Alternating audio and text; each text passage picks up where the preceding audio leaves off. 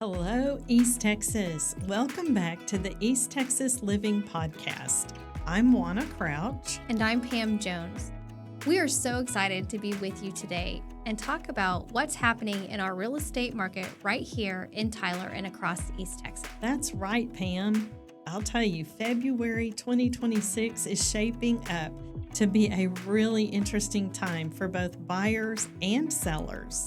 We've got some market shifts happening that we definitely want to unpack for you today. Absolutely. So whether you're thinking about buying your first home, selling a property, or you're just curious about where the market is headed, you're in the right place. So let's dive in. Let's start right here at home in Tyler and Smith County. Pam, what are you seeing in our local market?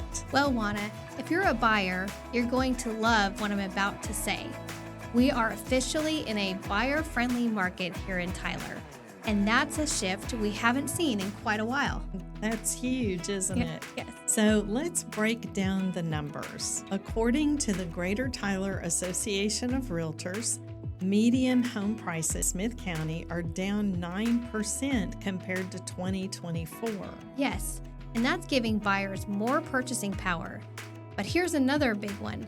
Inventory is up 36%. As of December, we had about 1,290 homes on the market. More choices for buyers. I love it. Now, homes are staying on the market a bit longer too, about 102 days, which is 7 days longer than we saw in 2024. That means buyers have more time to make thoughtful decisions without the pressure of those crazy bidding wars that we've seen. Exactly.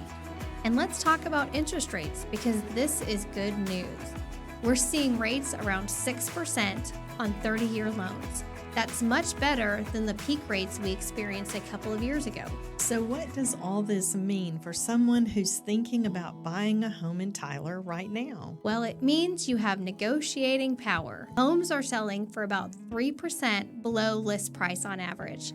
Sellers are more willing to negotiate on price, closing costs, and repairs. This is the kind of market where you can take your time, do your inspections, and really make sure you're getting the right home for your family. Now, I know some sellers might be listening and thinking, oh no, is this bad news for me? Pam, what would you say to those sellers? That's a great question. Not at all. Yes, 2025 was the slowest year since 1994, with about 5,000 homes sold in the Tyler area.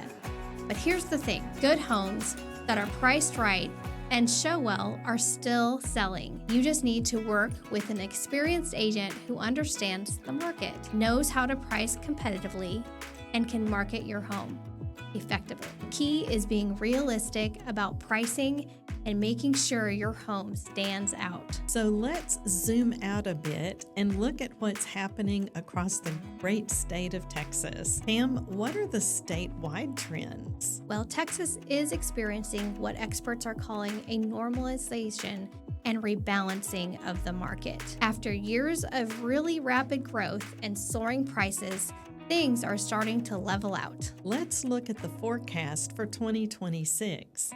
Single-family home sales across Texas are projected to reach about 340,000 units, with the median home price trending toward $330,000. And home prices are expected to increase modestly in 2026. We're talking low to mid-single-digit growth. So not the double-digit jumps we saw during the pandemic years, but steady, sustainable growth. And what about mortgage rates across the state? Another great question. The projection is that 30-year fixed mortgage rates will be between 5% and 5.6% by December 2026. That's a nice improvement and should help more people qualify for loans. Now, we should also mention what's happening with rentals, because not everyone is ready to buy. And rental prices have been climbing too, haven't they? They absolutely have. The average cost to rent a one-bedroom apartment in Texas has surged to $1,301 as of 2026. That's up from $1,300 $142 back in 2021. So we're seeing rental costs rise significantly, which is one reason why many renters are starting to consider buying homes. That's a really important point. Sometimes buying can actually be more affordable than renting when you factor in building equity. Now, Pam, are there differences across different parts of Texas? Smaller towns and suburbs around Texas's 6 major metros, that's Houston, Dallas, Austin, San Antonio, Fort Worth, and El Paso, are experiencing the most significant growth right now. People are looking for the combination of more space and more affordable prices. What about the major cities themselves? Any standout? San Antonio is currently the most stable market in Texas, very steady and predictable. Austin, on the other hand, saw the biggest pullback with housing starts down 15%, and Dallas continues to be a long-term powerhouse with strong fundamentals. So let's pull back even further and look at what's happening nationally, Pam. There's a lot of talk about something called the Great Housing Reset. What exactly does that mean? Well, Redfin has coined this term, and it's actually pretty exciting news for buyers. For the first time since the Great Recession era, income growth is expected to outpace home price growth for a prolonged period. Wow, that's huge. So people's wages are finally catching up to home prices. Exactly. And this helps with affordability, which has been the biggest challenge for so many buyers. Let's look at some numbers. The National Association of Realtors predicts that existing home sales will rise 14% in 2026, and home prices will increase about 4% nationally. So how did we do in 2025? The average national price gain was only 1.8% in 2025. That's significantly under the rate of inflation. So in real terms, homes actually became more affordable last year. And then what about rentals on a national level? Rentals are expected to rise about 2% to 3% year over year by the end of 2026, moderate than what we've seen in recent years. Now, are there regional differences across the country like we see in Texas? Absolutely. The South and West, where building policies have enabled more construction, have housing markets that are more balanced. The Northeast and Midwest still lag behind pre-pandemic inventory levels. So the moral of the story is, where you can build more, you have more inventory, which helps keep prices in check. That's good news for markets like ours in Texas, where we have room to grow. Okay, Wana, let's bring all this home for our listeners. What should buyers be thinking about right now? If you're a buyer, this is honestly one of the best times we've seen in years.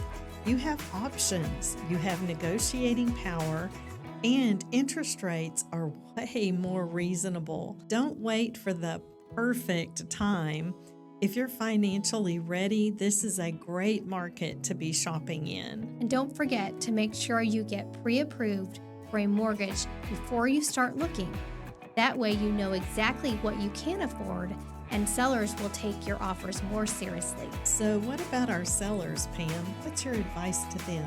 For sellers, the key is to be strategic. Work with an agent who really knows the Tyler market and can help you price your home competitively from day one. Make sure your home shows beautifully. First impressions matter more than ever. And be willing to negotiate. The days of multiple offers over asking price are behind us, but good homes are still selling. And for folks who might be thinking about selling in the future, maybe later this year or next year, what should they be doing now? Well, they should start preparing now. Make a list of repairs and updates that need to be done. Fix deferred maintenance. Keep up with your landscaping. The better shape your home is in when you're ready to list, the faster it will sell and the better price you'll get. Well, friends, that's a wrap on our February 2026 market update. Pam, any final thoughts to share with our friends? Well, Wana, just this. Whether you're buying or selling, the most important thing is to work with professionals who who know the East Texas market inside and out. This is a great time to make a move if you're ready, and we're here to help. Absolutely.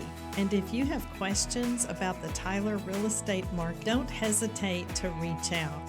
We love helping our East Texas neighbors achieve their real estate goals. Thanks for tuning in to the East Texas Living Podcast. Until next time, happy house hunting. And remember, we're here to make your East Texas living dreams come true.